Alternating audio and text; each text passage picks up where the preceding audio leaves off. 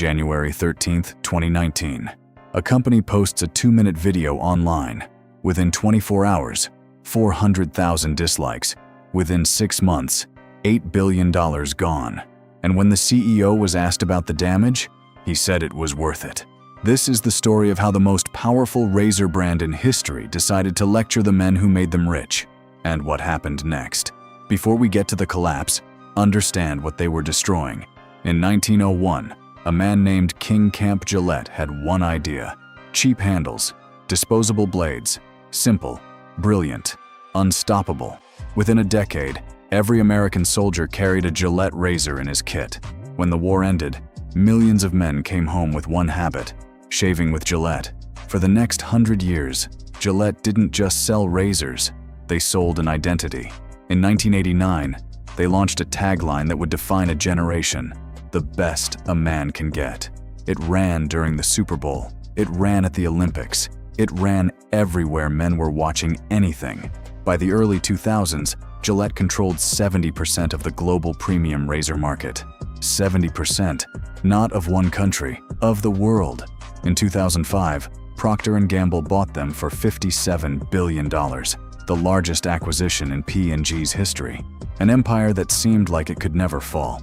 But by 2018, something had quietly changed. Market share had dropped from 70% to 54%. Revenue in the grooming division had fallen 26% over 3 years. Part of it was cultural. Beards had become fashionable. Younger men were shaving less. But the bigger threat didn't come from culture. It came from 2 guys with a camera and a simple question: why are you paying $25 for razor cartridges? In 2011, Dollar Shave Club launched with a viral video that asked exactly that. Within 48 hours, 12,000 orders. Their website crashed under the demand. Then Harry's launched. Same idea, lower prices, better design, shipped directly to your door, no drugstore trips, no products locked behind plastic security cases. Gillette fought back with discounts, cut their prices 12% in 2017. It didn't work. Sales kept falling. All they had accomplished was making less money on fewer products. Leadership understood the problem clearly. They were losing younger consumers. The solution they chose would change corporate advertising forever. In 2018, taking a cultural stand had become a marketing strategy. Nike had made Colin Kaepernick the face of their campaign. It was controversial. It also worked. Dick's Sporting Goods dropped assault rifles. Patagonia sued the government over public lands. These weren't small brands. These were global companies making deliberate choices to align with specific values, and research seemed to support it. Studies showed 66% of consumers would pay more for products from socially responsible companies. Gillette's executives looked at all of this and saw an opportunity. The Me Too movement was rewriting conversations about male behavior. As the brand that had spent decades defining masculinity in advertising, they believed they were uniquely positioned to lead that conversation. They hired a director. They wrote a script. They committed $3 million to nonprofit partnerships. The tagline they had built everything on, "the best a man can get," would become "the best men can be." On paper, the logic seemed sound. What they hadn't done was ask the people who bought their razors what they thought. January 13, 2019, 9 a.m. Eastern. The film goes live across every Gillette platform simultaneously. 1 minute and 48 seconds. It opened with news reports about bullying and sexual harassment playing over men staring into mirrors. It showed scenes of boys fighting while men stood by muttering, "Boys will be boys." Men harassing women on the street. Male executives talking over female colleagues in meetings. Then positive examples at the end. A father stopping his son from bullying. A man intervening in street harassment. Not a single razor appeared in the entire film. The comment section exploded within the hour.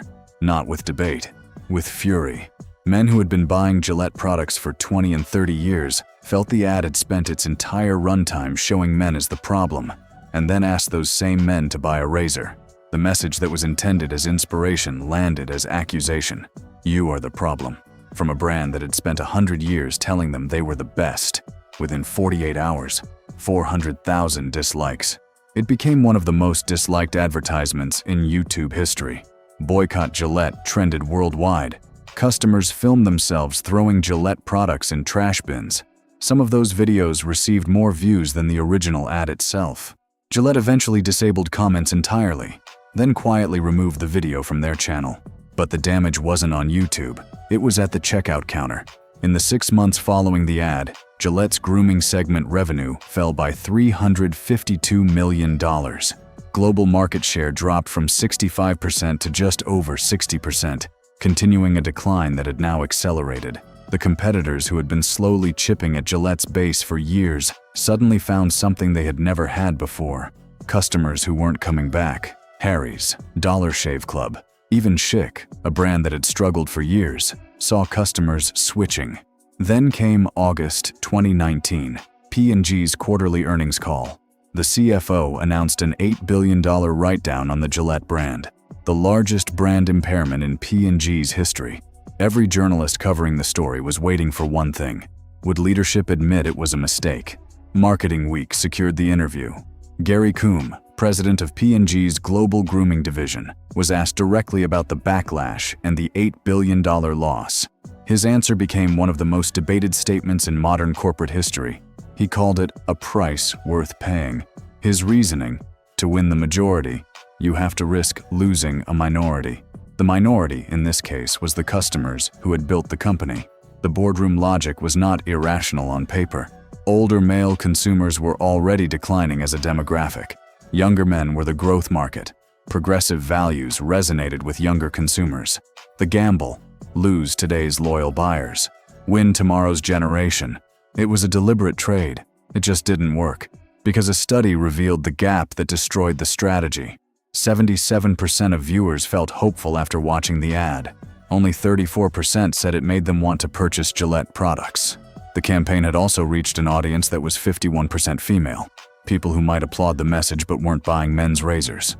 Awareness had been generated. Sales had not. By August 2019, Gillette quietly changed direction. The campaign was abandoned. The brand shifted back to sports, achievement, and personal excellence. The experiment was over, but the damage was not. In December 2023, 4 years later, P&G announced another $1.3 billion write-down on the Gillette brand. The losses had compounded. What exactly went wrong? 3 things. Precisely 3. First, they targeted the wrong audience. The people who praised the ad were not the people who bought the razors. Approval and purchase are completely different behaviors. Second, they confused product category with cultural platform. Nike sells sneakers, visible, public, worn as personal statements. Gillette sells razors, private, utilitarian, used in bathrooms where nobody is watching. Some products carry cultural meaning. Some products just solve problems. A brand needs to know which one it is before it tries to start a cultural conversation. Third, and this is the one that cost them everything, they told their existing customers they were the problem, then asked those same customers to buy a razor. Gary Coombe called the losses a price worth paying. 6 years and $9.3 billion later, Gillette is still paying it. And that is the real lesson buried inside this story. Not that brands should never take positions, not that social responsibility is always wrong, but that the most expensive mistake any company can make is forgetting who built them. Gillette spent 118 years earning the trust of the men who used their products every morning.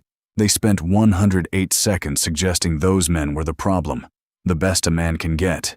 It took 118 years to mean something. It took 2 minutes to mean something else entirely. And some prices, no matter what the boardroom says, are never actually worth paying.